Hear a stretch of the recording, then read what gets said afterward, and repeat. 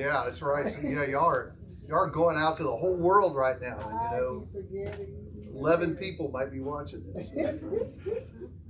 So I was reflecting this week on our class last Wednesday, and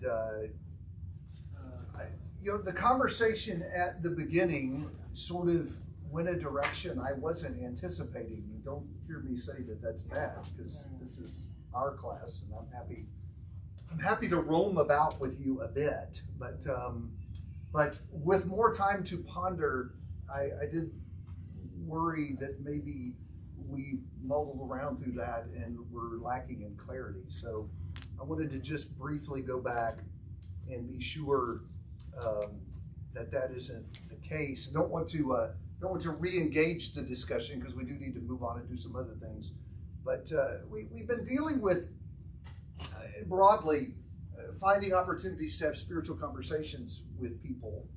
And we made the point at the beginning of the class, and I think it's true, that some people do that better than others, right? We're together on that. Ricky Shank's name came up. You know, Ricky is good at just talking to people and turning the conversation towards spiritual themes. But that being said, it reminded me that we actually talked a little bit about this at the beginning of class. Y'all remember that? Because I actually went back and found the slides that I used. Do you remember that slide? Right? Yes, the black slide over there. Do you remember that one? What I need you to do is wrench your neck around, John, and look behind you. You wanted to put forth effort. The slide behind you, for those of you in that section, says we all have different talents. Y'all remember talking about that? And I think that is true. Biblically, it's true from the kingdom perspective. So think about Paul's teaching in Romans 12, and then toward the end of 1 Corinthians, where he described us as a human body, right? He said that the church is a body like we all have a body, and all the members don't have what? Same function. We all do different stuff. And so I think in the kingdom, one of my jobs is to figure out where my spot is in the body and get busy doing that part. I think you can make the same point more narrowly focused when it comes to evangelism. We made the point when we introduced this class that evangelism has a lot of different facets. There are a lot of pieces to the work, right? And we may not all be equally good at those different pieces. There are some people like Ricky who just can go out and connect with people. I've had the privilege of interacting with some of those folks over the years I've been preaching, and have marveled at just how natural and at ease they are, even talking to strangers. That is not me, okay? I'm just not cut that way. That's not my personality. I'm innately an introvert. And so it's hard for me to get outside myself and talk to people I don't know well. Now, give me someone who's agreeable and put me in a living room and opening the Bible teaching, I'm right there. I love that. I think that's terrific. But I've had people tell me that's not their thing at all. That makes them nervous. It makes them uncomfortable. Other people may be really good at this enfolding business, which I think is really important in our family. When new people come along, to be sure they don't sort of get left out on the fringes and drift away, but that we bring them in. And it occurs to me that we probably, if we just talked tonight, went around the room and said, what are you good at? I'm guessing that we wouldn't all be good at the same thing. We all probably have abilities in those different categories. And so I said at the start of this class, when I put this slide up, figure out what you do and do it a lot in evangelism. So if you're a really good teacher, partner up with someone that's a really good connector and work together. Because sometimes the guy that's out there making the connection may not be the greatest teacher. And if y'all partner, what a powerful partnership that would be. And I know that those who teach and connect need people on the back end to enfold and befriend, because if all of our great connectors are trying to nurse along all these new Christians, what are they not doing? What they're really good at, right? If Ricky Shanks was working in a church where I was preaching, I would not want him doing follow-up Bible studies with new converts. I'd want him to go out and grab those people he connects with, hand them off for someone to study, and then someone else do some follow-up work with them, and he can go out and make some more connections. He's really good at that. Y'all buy that? Does that make sense? So find the thing that you do well, and really do a whole lot of that. But remember, I also put this slide up. I'll read it for you, John, so you don't have to turn around. Thank you. Do you remember us saying we must be ready to do every part of this work? Y'all remember that? And I asked you the question, do those two slides contradict each other? If you got a congregation of 4 people, you're going to be doing every part of the work. Now I'm thinking Russia when you say that. Do they contradict each other? Not necessarily. No? No. Why not? It's situational. Thank you. Explain. Robert explained it. I said it was situational. Yeah, go ahead, run with that. Well, the thing is just like if I can't answer it, Robert can answer it, just as he did. If I'm not there to do that work, then that other person, another person can step in and be able to do that. And the more you're able to step in different parts of it, the better the operation is. Why would it might be necessary for someone to step up and do something they're not especially good at doing? You don't know my neighbor. You have no connection to him whatsoever. That's exactly right. So the people in my circle know me. And so it would be great if someone like Ricky would run into them and make a connection, but I'm the one that's running into them all the time. And so all of us need to be prepared to do every part of this work, because sometimes there are people in my circle that I'm the only one that I can do it with. I'm the only one that can make the connection. There have been people that I have met that would only study with me. There have been people that after they became a Christian, Dale and I were talking about this at the class last Wednesday.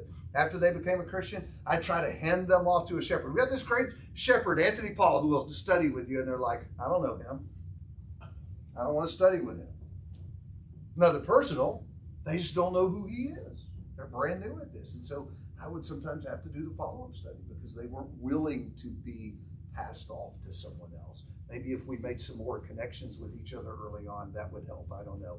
But that's a challenge. It's a struggle. So I got to be prepared to do it because I may be called upon to do it. Does that make sense? But it's bigger than that. Okay. Because, like, I have friends that the sky is blue, the sky is blue, the sky is blue. And all it takes is somebody else who may be the stranger just sit there and say, the sky's blue. And then for the light to go on. Oh, yeah. So yes, that is absolutely true. So sometimes it takes a different voice.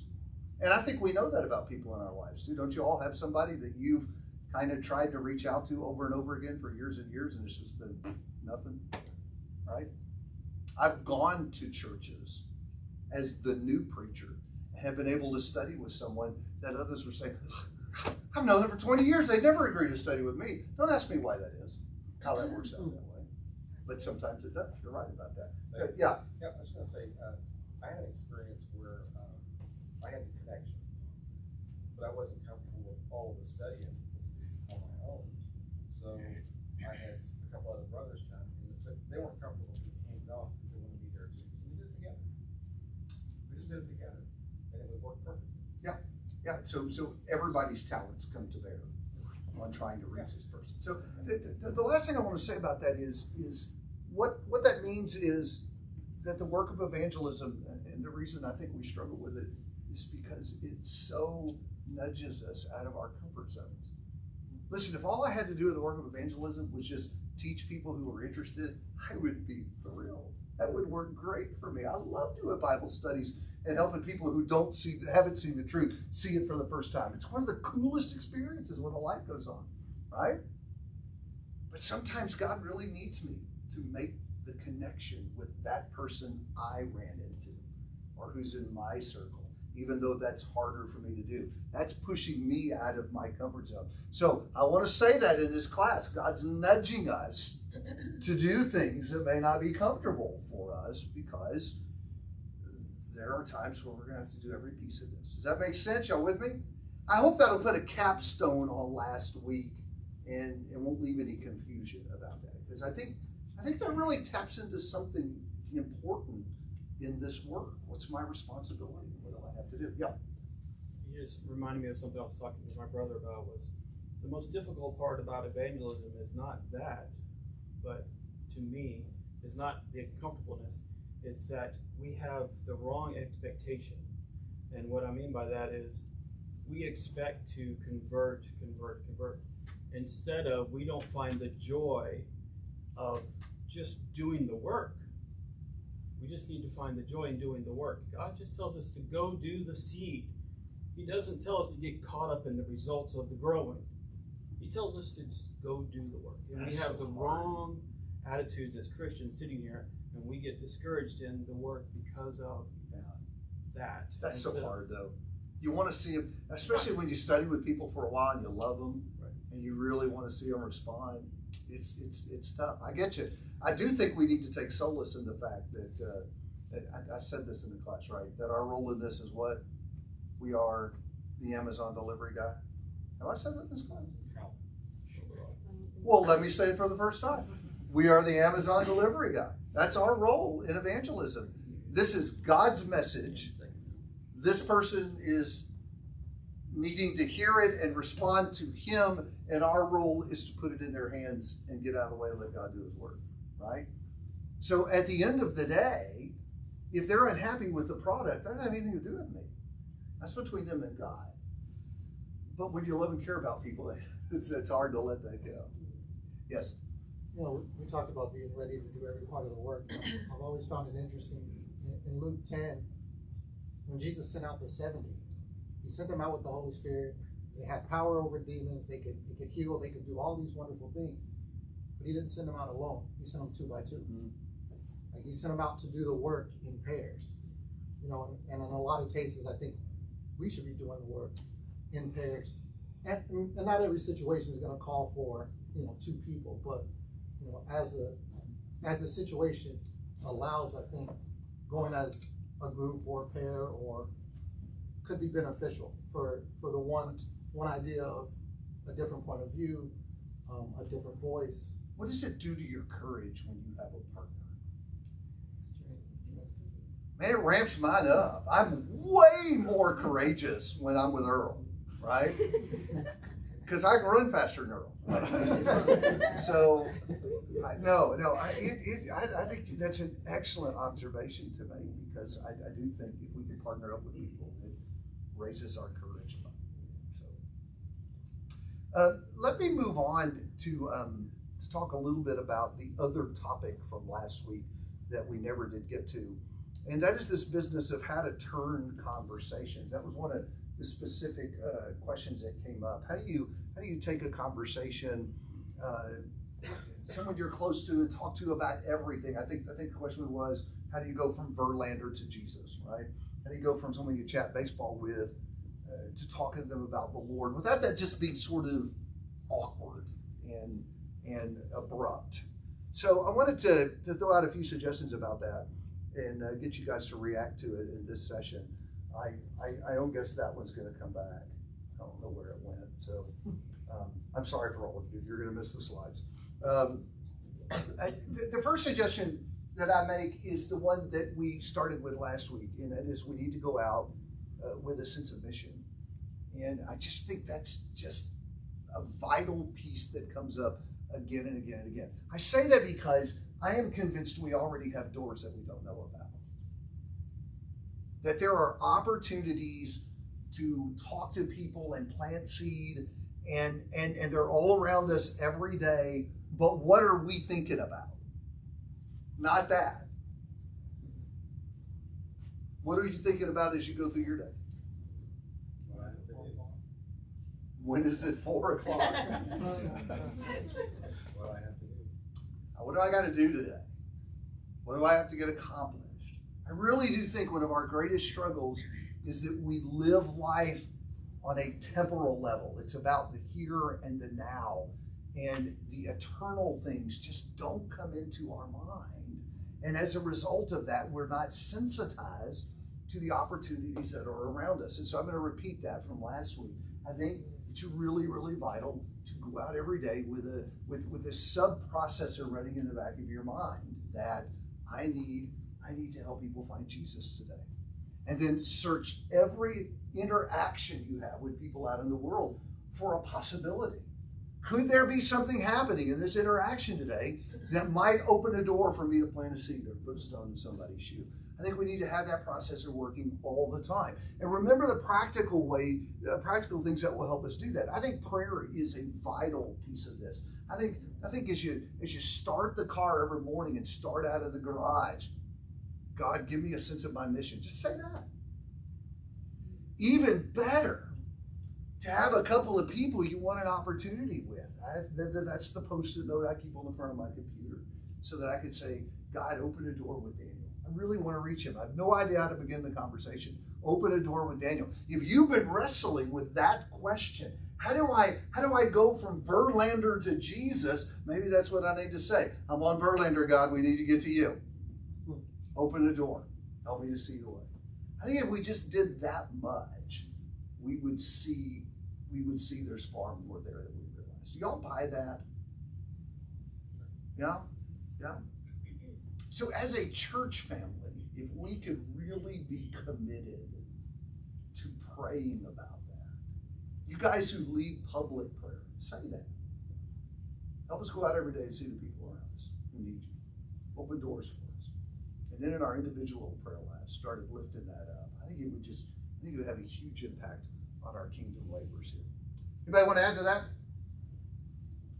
Okay. Second thing, we need to make it a point to interact with lost people. Luke 15. Will you go there in your Bible, Luke 15? We need to interact with lost people. So Luke 15, one of the more famous chapters in Luke's gospel. Verse 1 opens with, now all the tax collectors and the sinners were coming near him to listen to him. But the Pharisees and the scribes began to grumble, saying, this man receives sinners and eats with them. So was that a compliment in verse 2?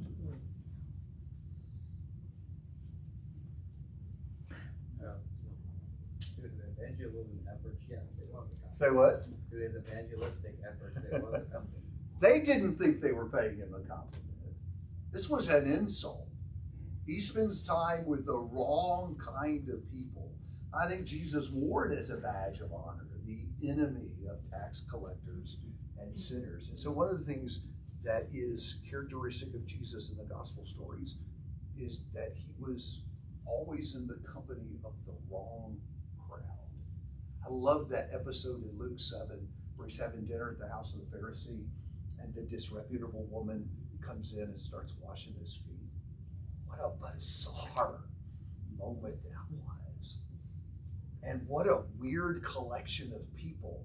This arrogant, self-righteous Pharisee and this woman with a scandalous past, and then Jesus. And they're all mixed up there together. What a weird situation that was. But that's Jesus. That's the story of his life. Now, why is he hanging around with these lost people? Because they're lost. They recognize that they're lost. Well, it is interesting, and I've always been intrigued by the fact that they come to him, verse 1 tells us. And I've always been intrigued by that because of the people that drive past this building every single day and say, that's not where I belong. That bothers me a lot. I hope it bothers you too. That there are people who drive past this building every single day and say, that is not a place where I belong. And they're wrong about that. And somehow we've not sent them the right message. And I think we need to ponder that. But even the lost people were eager to come to him. Yes, sir. I was just going to add to that Jesus makes the point that he came to seek and save the lost. So he was seeking, they're seeking also. So He wasn't looking for someone to hang out with on Friday night. He had an agenda. His purpose was he was with these people to the end that he might influence them and help them find their way to him. That's not an inappropriate motive for being with other people, to try to get close to them and get to know them so that we can help them find their way to Jesus. I've listed that as a way to help us turn conversations. So help me with that. How does hanging out with lost people help in the effort to talk to them about Jesus? Knit all that together for me. Yeah. Well, first, you can't have a conversation about God with somebody that you don't have any contact with. Well, That's you got to be in their presence to do it. Okay, I'll buy that. But it also gives, your life may be the only Bible that someone else reads. And I've had people make comments about something that I do that has opened the door to a conversation, or somebody may invite you to something, or a number of different aspects come up, but they should notice something different. And just So that's Matthew 5. That's salt and light, right? Mm-hmm. So when we get mixed up in with people that are not living that way, they notice that. They see something different. One of the things I really like to do is to be around people who aren't Christians and just blow up all their myths about us, right? Because they got stories about who we are and what we're like, and I think when we are like Jesus in their presence, at least some of the myths kind of get blown up. And there's something happening there. I think that it puts them at ease with us and who we are, maybe even intrigues them a little bit. So think about Matthew 5:16, that they may see your good works and glorify your Father who is in heaven. Sometimes there's even a draw by looking at us. Now work it the other way. How does it help us toward them when we spend time together? We know where they are. And how is that helpful in turning conversations? Well, you know if there's something that they've brought up, because you are around them and have conversations with them, it's easier to start with that than just a list of stuff or whatever. So sometimes just being with people and getting to know them better, suddenly we start seeing doors. Huh, this is going on in their life. Maybe that's an opportunity to help them get to know the Lord better. I'm going to work on that a little bit more. I think that's something else that goes on, is that as people get to know us, it builds trust in us and makes them more comfortable. I think sometimes that because we are so open about our faith, we don't realize how other people see faith. For example, I think a lot of people in the world see faith as a deeply personal matter and not something you just chat with a stranger about. Now, I don't have a problem with that. How about you? If I have a stranger that will engage with me and talk, I am perfectly comfortable talking about faith. Not everybody is like that. Faith is personal and it's controversial, and they don't want to go there, right? So think about a Jehovah's Witness showing up on your door at 9 o'clock Saturday morning, and when you answer, they say, my buddy here would like to come in and talk to you about the intimate details of your marriage. What's the answer going to be? Yeah, that's going to be a big no. That's none of your business, right? Why? It's personal. Yeah, that's nudging into territory. They're really in any of their business. I think sometimes we don't realize that that's how some people feel about faith, because it's so controversial and personal. They're uncomfortable talking to people they don't know. And so I think as we build these relationships, that helps put them at ease and build some trust so that they're more comfortable talking to us. So one thing I put in my notes is sometimes with the people in our life, we need to play the long game. Y'all see where I'm going with that?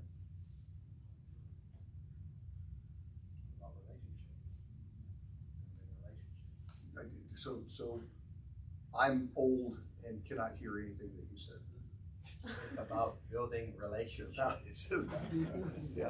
I in my new house, I've been there about a year and a half, and both of the people on either side of me were very kind to us on the day we moved in. Someone bought food, someone bought flowers. I won't say which I preferred, but they were both kind to us. And so I have tried over the last year and a half to play the long game with them and build relationships. I didn't go over the first day, knock on the door and say, I'm a preacher, you really ought to let me talk to you about the Lord. Think of that would have gone. But I do know my neighbor on one side, David, has had some very serious health problems. And my neighbor on the other side, Carol, lost her husband 2 years ago. And she's all alone. And so I'm wondering, maybe there's some doors. Kind of playing the long game, trying to build relationship, get to know them. I think sometimes you have to do that with people. And then you begin to see the doors. Y'all buy that? Okay? Which brings me to number 3. And that is, as we're busy interacting with these lost people, building relationships, we really need to listen to them. I know for some of you that hardly needs to be said because when you're around other people, you innately are that way. You just stop and listen to them, right? And then there are the rest of us, right? Who are not that way, right? What do we do? Sorry? Interrupt. Well, you cut right to it. I don't worry, but we talk, and we have a lot to say. We've been working on that all the way through this class, right? Saying less, listening more. So I know I want to listen. Why is that important enough to make a separate item on the list?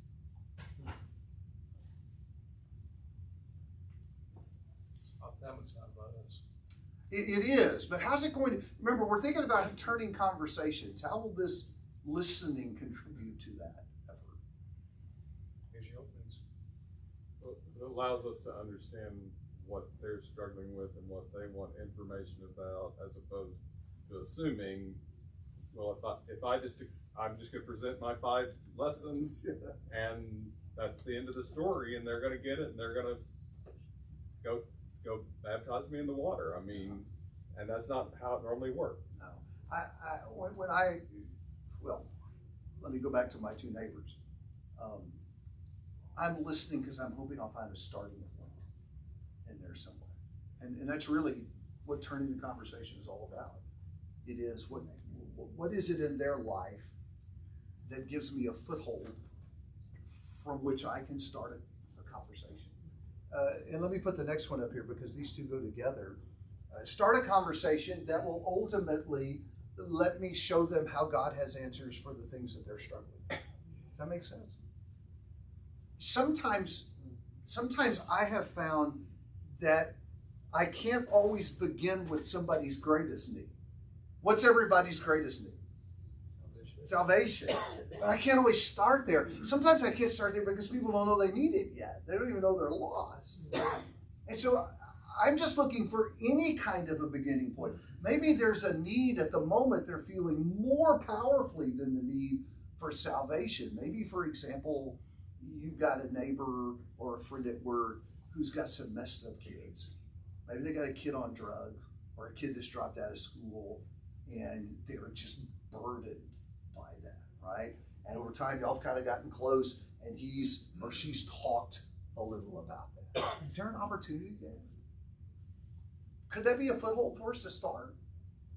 What would that look like? Offering to pray for them.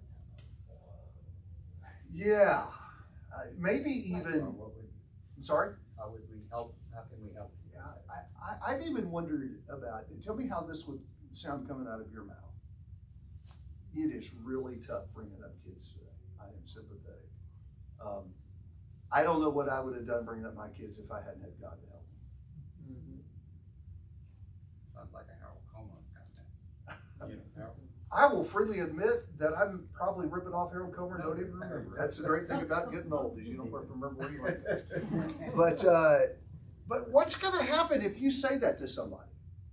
I don't know what I would have done without God to help me. They might ask about your situation. They might say, How did God help? how does God help with that? Or they might say nothing and not ever speak to you about their kids again because I brought up kids and he went to God and I'm just not going there with him, right? Many times in the time of death, if someone's not Christian, and you bring up that comment, just like, my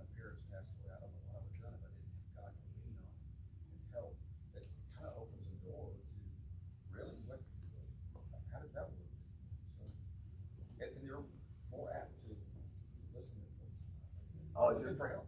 So when we think about starting points, I'm glad you said that, Robert. A lot of times those kind of big life moments, someone's kid gets into drugs, or they go through a divorce, or when mom and dad die, big life-changing events are often opportunities to maybe turn a conversation. Again, talking about the Lord, because people tend to think more broadly about life than living in the moment as they typically do. So what I would recommend is, look, follow the process. As I hang around lost people and listen to them and start identifying where their struggles are, maybe with their kids, maybe in their marriage, maybe it's financial, maybe it's grief over someone who died, maybe there'll be a chance there to say something like, yes, I think that's a terrible ordeal. Man, I just would have to lean on God through all that. And then see what happens. You've dropped a seed there. And maybe they'll just brush it aside. Maybe they're not interested in that. Maybe they'll brush it aside and come back to you in 5 years and say, you said something about God to me a few years ago. And now they won't say it like this, but now they're like, okay, I need to listen to that. I don't know. But I put it out there. By the way, this is the courage moment. This is where you're going to speak up and you're going to go to Jesus and bring it up. But I assure you, I've been doing this almost 40 years. I've never heard anybody dying for doing that. Not in this day and age. And everybody I've done that with, whether they were receptive or not, they were kind. And I think you're going to find that to be the case. Might be awkward for a minute, but then the minute passes and it's over. So it's time to be courageous. Yes? So as far as listening to them and discovering, or opening up your mind to what their needs would be, something that I think of is all the different names of God. So Heavenly Father, the High Priest, our Creator. There's just so many different ways that or different elements to our relationship with Him. When you listen to someone, you may get you may pick up on what part of God they need. And so you may not say, oh, you need my Heavenly Father, but I think that might help us kind of understand what part of God is going to speak to us. So let me take what you just said and wrap it into this next point. And that is, I think, in addition to identifying their needs, coming at it from our own life, I think in our conversation, we can make it a point to talk positively about spiritual things. Like you were saying, these names of God and what He means to us and what He does for us. And then think even more broadly about other ways that we can do that. What about speaking positively about an event at church? What about dropping into a conversation?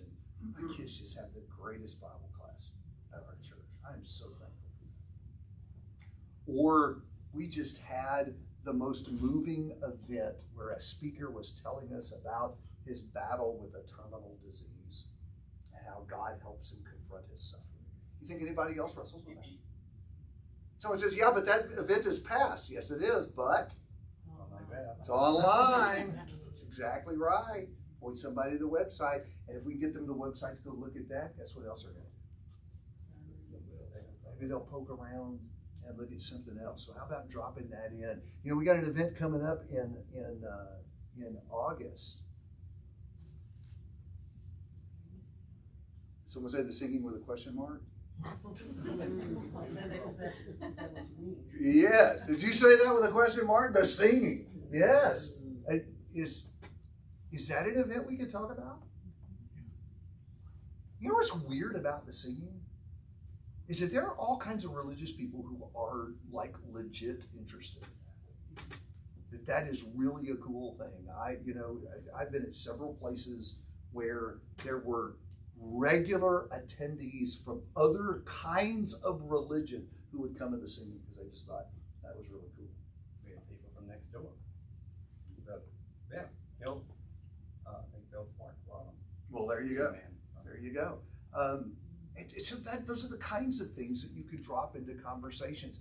And then somebody mentioned prayer a minute ago. I just think that is such a big deal to tell people you're going to pray for them. I I mean, everybody that you're going to pray for. They got a kid that's sick in the hospital. You know what? I'm adding him to my prayer list. We're going to pray about that. Your mother just passed away. Oh, listen, I am going to pray for your family. I have never had not one person, even the stinkiest people I know, you tell them you're going to pray for them how they feel about it. And ask their name too. Ask for their name. Oh, yes. Let me have her name so that I can pray for her. We actually had a guy do that with his coworker. It was Wesley Jr. Did that with his coworker, guy that we knew back in Beaumont, and his little girl was sick in the hospital. He said, "Well, we'll pray for her." In fact, it was Wednesday. He said, "In fact, our whole church will pray for her tonight." And so he did. He brought us her name, and before we closed, we lifted up this little girl that was sick in the hospital, his coworker. And his coworker was so impressed with that. He said, "My own church did not pray for my daughter, but y'all did." And so I'm coming to your church next Sunday. And he did. And a picture, Robert. I'm coming right to you. That's okay.